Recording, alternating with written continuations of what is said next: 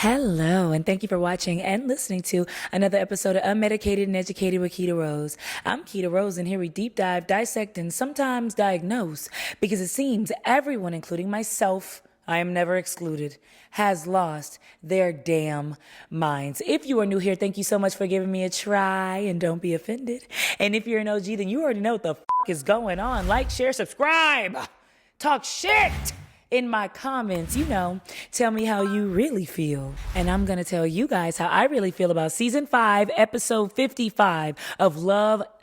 Is it during or after? I think it's during because, I think they might mix it to after. The reason I'm confused is because Rob is getting out, y'all. Remember, Rob was in jail for 7 years straight, but he's getting out. He's going to meet Tia and his family. And so I don't know if it's love during lockup because some of the inmates aren't locked up anymore, or it's love after lockup. But either way, it's season 5, episode 55. And baby, here we go.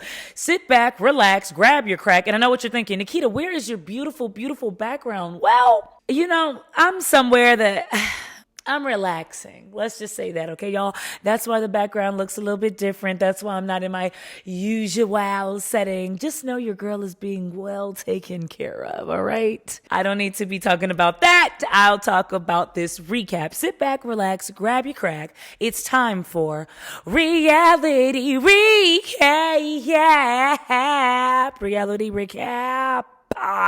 So we're going to talk about Rob and Tia. So Rob finally got out of jail. Remember, Tia doesn't know where Rob is going to be staying, right? And so Rob's sister's cousin's friend, who's Tia's cousin's friend's sister, said that Rob is going to be staying with a woman. Oh my God, Tia must have shit herself when she found out that Rob's fine ass, because he is fine, Rob's fine ass is going to be getting out and staying with a woman. Now, Rob says that he's staying with, a woman. Like, she owns the house and she's subletting the house to him. And she has a fiance who also lives in the house. See, that's a bit different, right? Getting out of jail and staying with somebody, a girl, somebody of the opposite sex that's going to be there, that's a bit different from her and her man are going to be there. But even Tia's cousin's friend's sister's that's also connected with Rob, I don't really know how their family tree is working. It's kind of weird. But even she said that Rob's going to be staying with that woman. Like, there's no other guy. So we don't know. Rob's lying. Probably Rob's lying because he's fine as shit. He's probably used to telling women exactly what they want to hear in order for them to do what he wants, which in this case would be, take care of him when he gets out of prison because he's not going to have anywhere to stay or anything to do. But we're going to give Rob the benefit of a doubt, right? We're going to say that he means everything that he says when he says that Tia is the one, because Rob let us know in front of the producers that in 6 months, he's planning on marrying Tia, buying a house, and pumping her up with some babies. That would scare the shit out of me if he said in 6 months, I'm going to pump you up with all my kids. Please don't. Can we take a couple plan Bs? Can we save up for maybe going to the clinic? Maybe can we go to the clinic? Please, let's not make a decision like that right now, especially when Tia has a daughter. Let's not do those things. We don't know what Rob's going to do. We don't know where he's going to work. We don't know anything about him, right? And so even Tia said, like, when she's waiting for him to walk out, she's like, I'm just meeting this man for literally the first time. I have no idea who he is. And so if you know that, and you know that your, 5 or 6 year old daughter, Nyla, has never met this man, and you don't even feel comfortable with letting this man stay with you and her daughter, right? With you and your daughter, you don't even feel comfortable, but yet in 6 months, he's going to pump you up with all his babies, move in with you, get comfortable with you, fit right in. Hell no.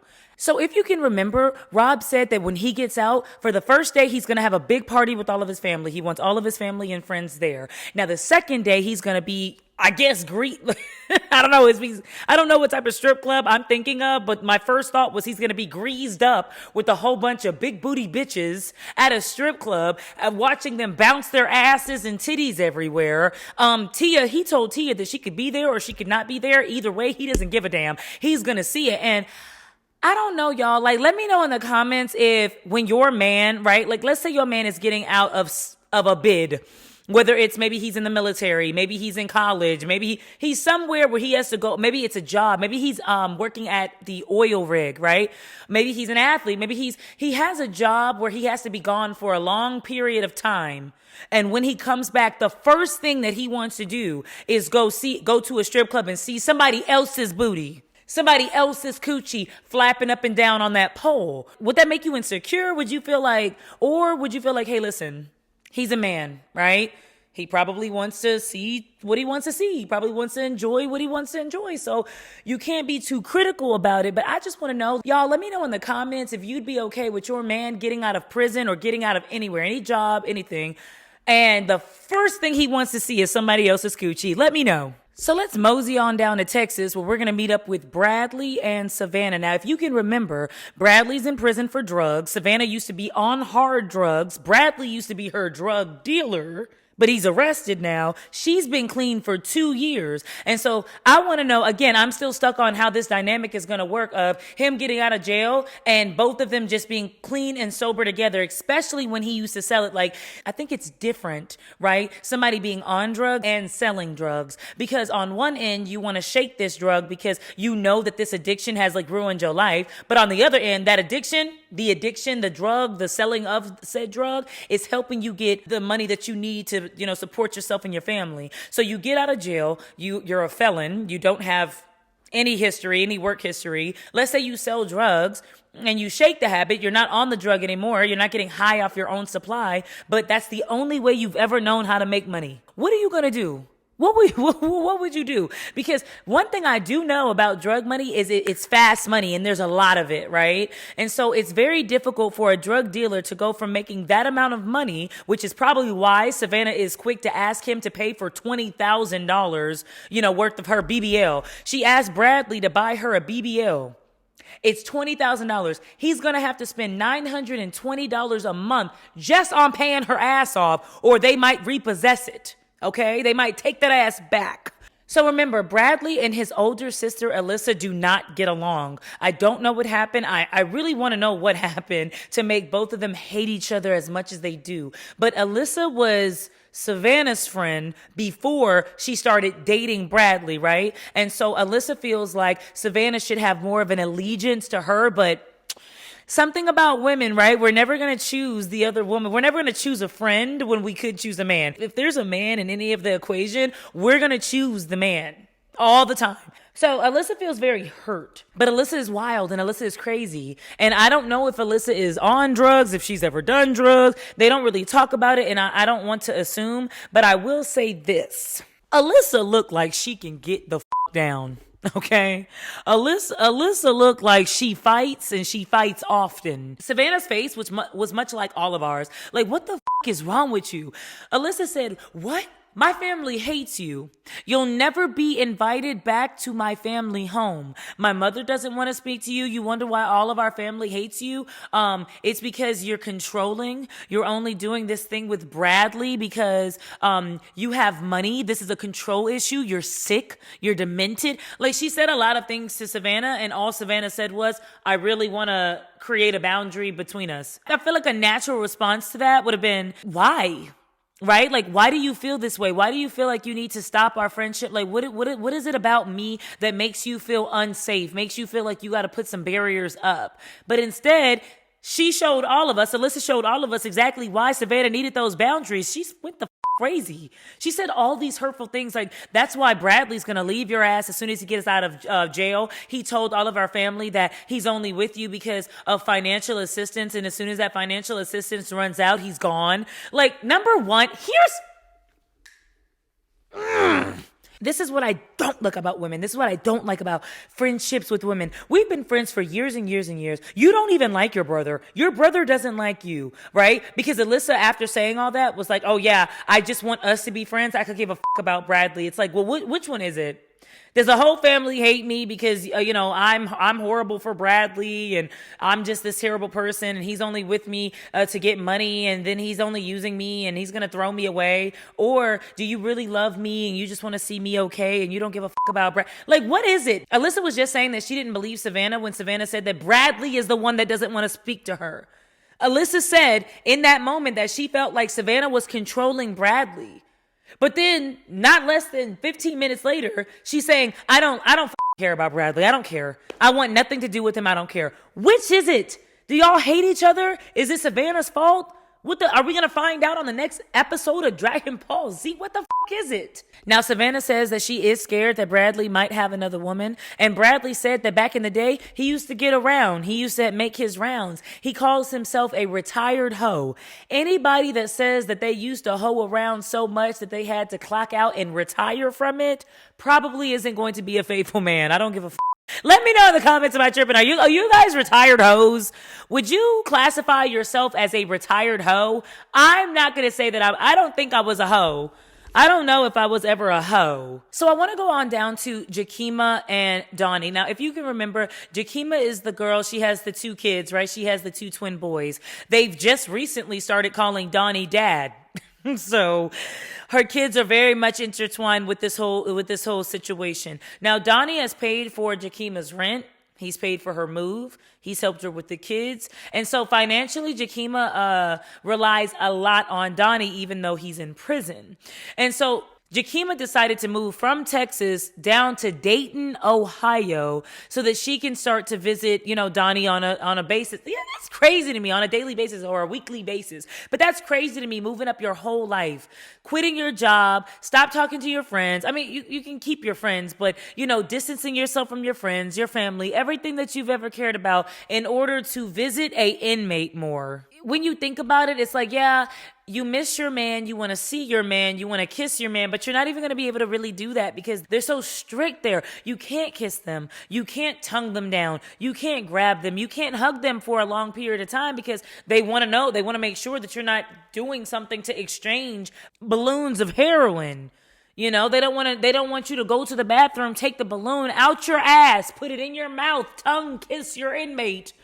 Transfer the balloon of meth tip from your mouth to his mouth. They don't want that. So it just doesn't make sense. It doesn't make too much sense unless Donnie was saying, I'm not going to pay your rent anymore. I'm not going to help you financially until I can see you a little bit more. Then, okay, maybe consider that. But I still wouldn't make such a big move. I think Jakima's tripping, especially to be a mother of 2. Yikes.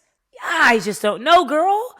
So she checks her mail and she sees a letter. The letter is basically a notice of it's a behavioral notice.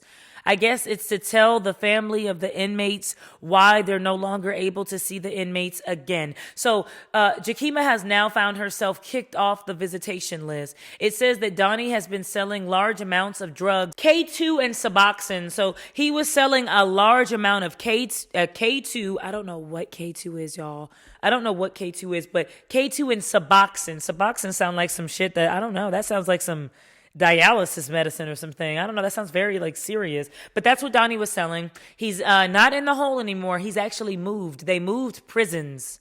They kicked him out of his prison. And Jakima's like, well, hopefully they moved him somewhere closer. I'm in a new spot called Giac or something like that. Mm-hmm. It's probably not going to be closer. A lot of prisons are far, far away, 3-4 hours from civilization.